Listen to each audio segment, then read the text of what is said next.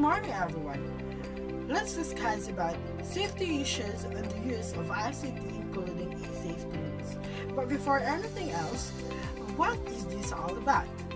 Using technology is not a rest by itself, but how it is used will be vulnerable to rest. When improperly used, it will expose danger to the users in school and at home. What are the safety issues that are needed to address both safety, policy, and guidelines?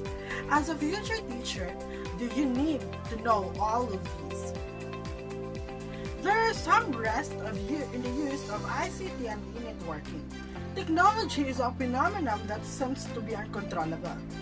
Despite that so many benefits of learning and teaching, there are also negative effects or influence on the learners. Hence, as a future teacher, you have to be aware on how to safeguard learners in the school community. There are so many risks that we have to be aware in the use of the digital technologies. These are the following included. Number 1, exposure to inappropriate content, including online pornography, extremism, exposure to violence associated with racist language. Number 2, lifestyle websites like self-harms and suicide sites, also the hate sites. Number 3, cyberbullying in all forms. Number 4, privacy issues including disclosure of personal information. Number 5, health and well-being amount of the time spent online, internet, gaming, and many more.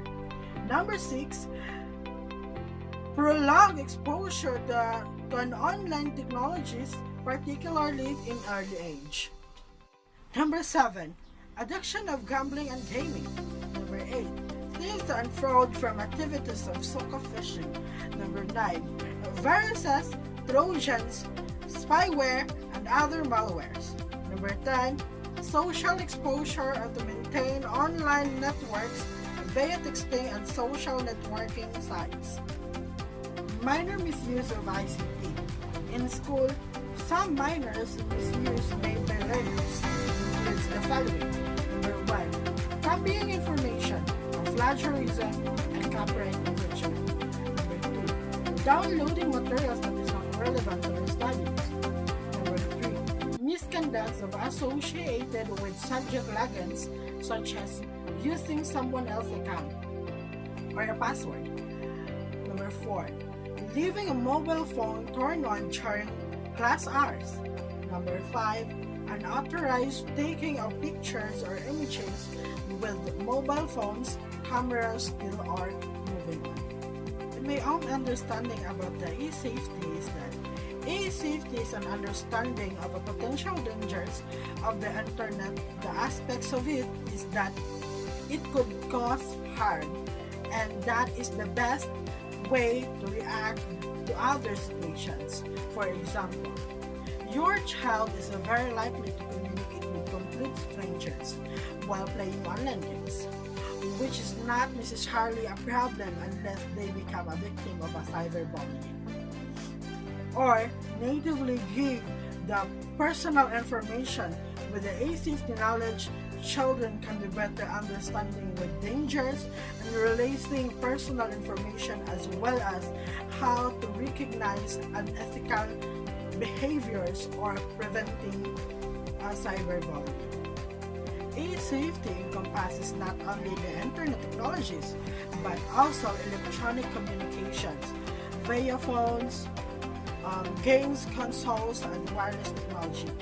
It highlights the needs to educate children and young people about the benefits, risks, and responsibilities of using information technology. E-safety concerns safeguarding children and young people in the digital world. E-safety emphasizes learning and understanding the use of new technology in a positive way. E-safety is less about restriction and more about education about the rest, as well as the benefits, so we can feel confidence online. E-safety concerns about with the support with children and young people to develop safer online behaviors both in and out of school. Safety is constantly involving all teaching and non-teaching staff should be aware and able to recognize e-safety issues. Our e-safety supports will save you time with many ready-to-use resources to help you to deliver excellent practice in teaching online and internet safety. Lastly, the most important way that you can both help your children and the learner more about the internet is through communication. Have a regular conversation with your children about the internet and how they feel about harmful content or simple things like which YouTube videos is their current favorite. When it comes to that awkward conversation about online pornography, remember that children become aware of sexual content younger than you might realize. While the average of age that a child is exposed to porn is 14, sometimes by accident, but often as a result of a normal curiosity about sex. It's not about unusual for younger children to see such content online, or else where, with this in mind, try to have that conversation sooner rather than later to help prepare them for what they are likely to see online. That is all about the safety issues and how to use ICT including the safety rules. Thank you and God bless.